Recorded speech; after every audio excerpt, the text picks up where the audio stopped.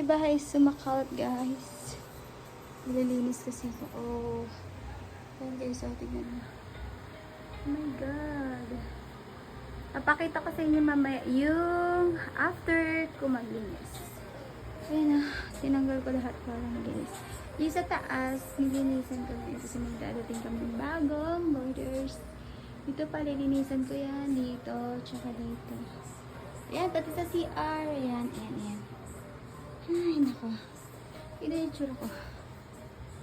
Ay, pagod na yan. Dito. You know, pagod na yan siya. Thank you Lord for this day sa kapaglinis. Ito na guys yung after ng paglilinis. Ayan siya. That's it. Sobrang linis na. Wala nang kalat. Wala nang nakasabit. Arden, nilinis ko na yan.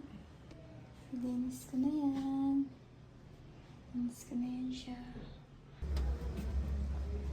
Wow, ang ganda naman. Ganda ng house namin guys.